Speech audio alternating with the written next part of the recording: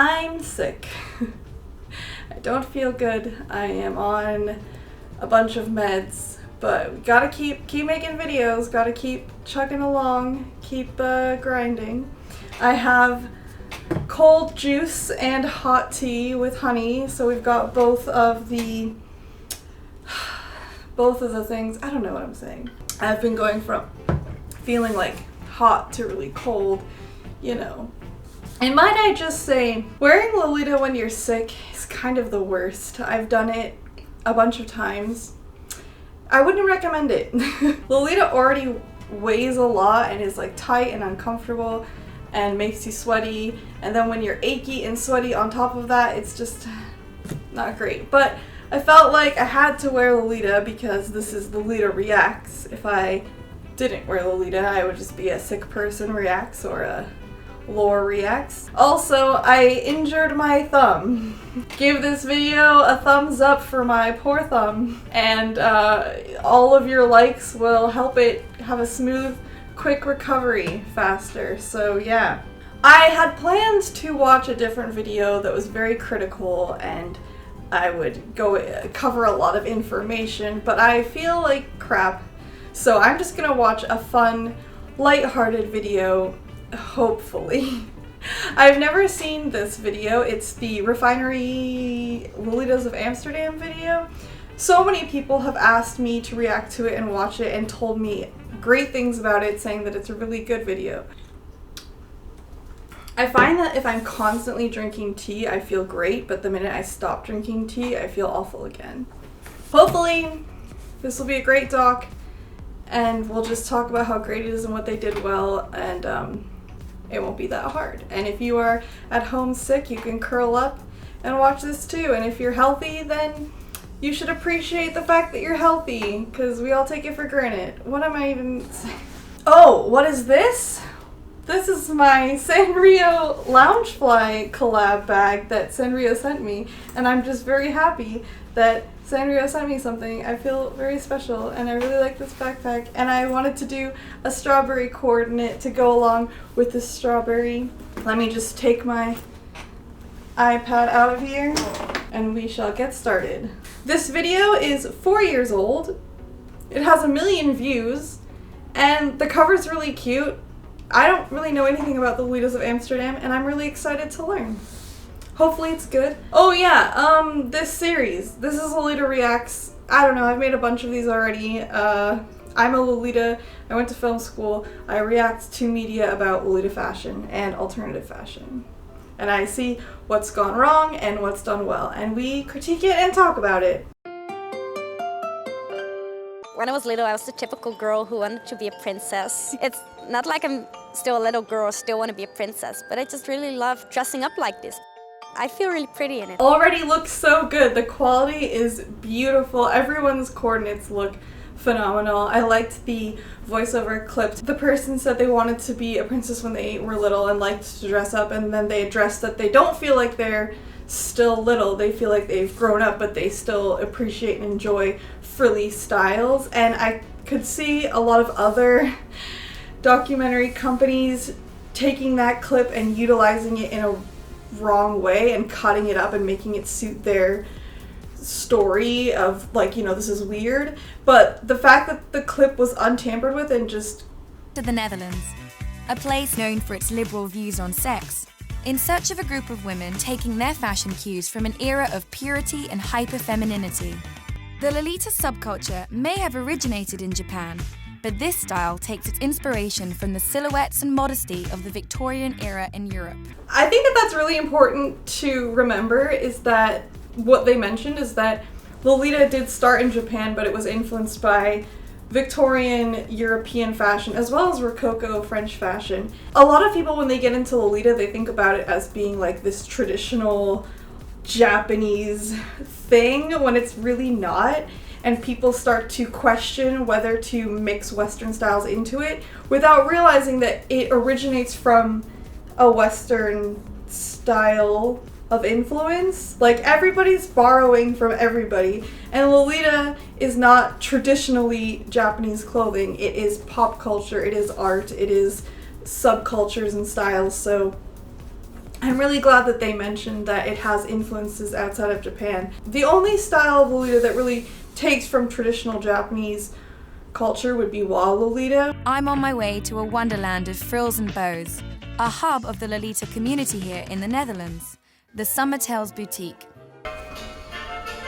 Tell me, what? That royalty-free, Always Sunny in Philadelphia that also sugar-coated used.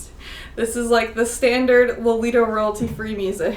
The name Lolita has some different perceptions. Because it's after the book that had the 12-year-old girl named Lolita that had a sexual connotation. And the fashion is totally not about that, but the Japanese chose the term because it sounds so girly and so sweet and innocent. The way that was cut was really weird. Did anyone else, am I overthinking that? Did anyone else get that feeling? It almost felt like the host was trying to push Nabokov's Lolita on to the Lolita. Like, I don't know, like the way that she said it and like leaned into it and her expression, it seemed like she was like,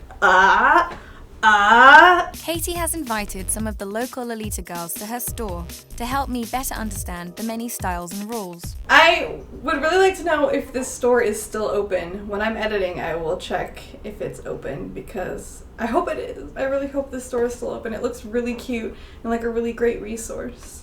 And what better way to learn than to try it for myself?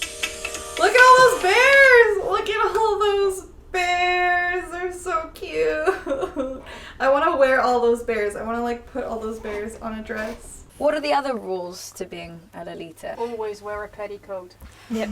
Rule number 1. Shoulders should be covered. You should have no cleavage. Bare legs is not a thing. I mean, ankle socks are fine.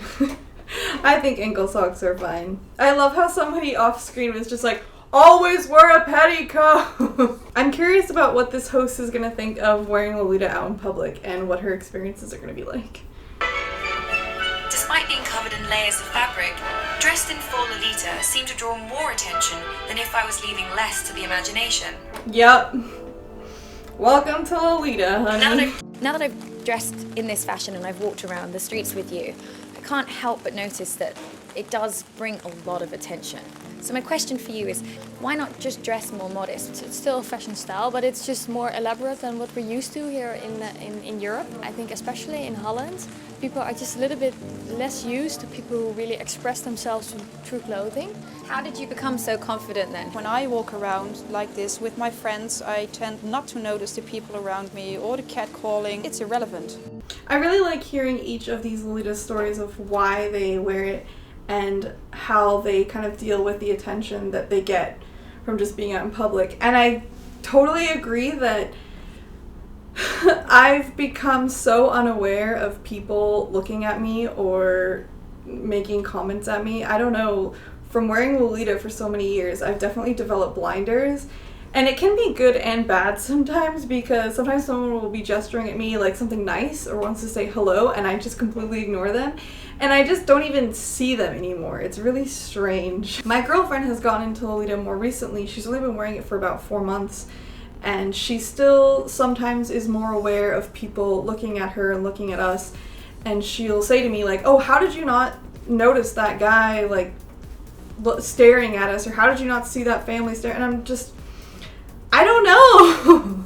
I've gotten so used to it and so used to ignoring it. It definitely gets easier the more you do it and the more you just stay focused on yourself. And it's really great to start to get used to being in Lolita in public if you go out with friends. Even if your friends don't wear Lolita, even just having a distraction so that you're not hyper-focused on everything around you, it can help so much. You also don't have to be a lifestyle Lolita, and there are a lot of times when I don't want to stand out or I want to be more comfortable and I just wear a sweatshirt and t-shirt. Like, it's not Lolita, but I don't have to be a Lolita 24 hours a day. I can still wear this fashion and have times when I wear it and times when I don't. I'm starting to realize that this return to demure clothing allows these women to truly dress for themselves. I don't like the term demure. I don't like when people use the term demure for Lolita. I wouldn't even consider these clothes demure. They're very loud. As the one Lolita said, they're very loud, so can we stop that? More demure and Demure clothing. Stop that. Linda Friesen is a fashion designer who has been working with the Lolita style since 2007. That poof is amazing! That silhouette is incredible, damn! I like that they met with Lolitas who then talked about the rules and reinforced the rules, and then met with another Lolita who talks about, you know, I don't like rules. I think it's really important to establish Lolita rules so that we know what Lolita is, but then it's okay to break them if we acknowledge that we're breaking them and acknowledge that they're there, but this is why we're doing this and this is why we're doing that. I'm planning to make a whole video about it when I'm feeling better, but I like that they address the rules and also the fact that you can break them.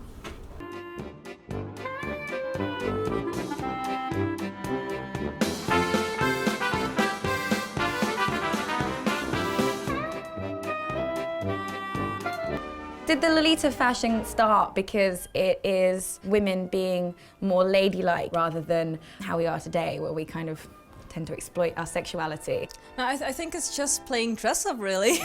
When I arrived, I thought Lolita style might be a simple statement against an over-sexualized modern-day culture. Yeah, this host seemed very interested in pushing some sort of sexual agenda on it from the beginning. It kind of seemed like that was her. But what I found instead is a longing to reconnect with a bygone femininity and fairy tale atmosphere. They found strength through friendship and a fashion that creates a world that's just for them. That was so good! That was nice. That was a good doc. I really enjoyed that they showed a Lolita shop and met with the community and kind of went over the basics and the rules, but then also met with somebody who was a little bit more alternative and had their own views on Lolita.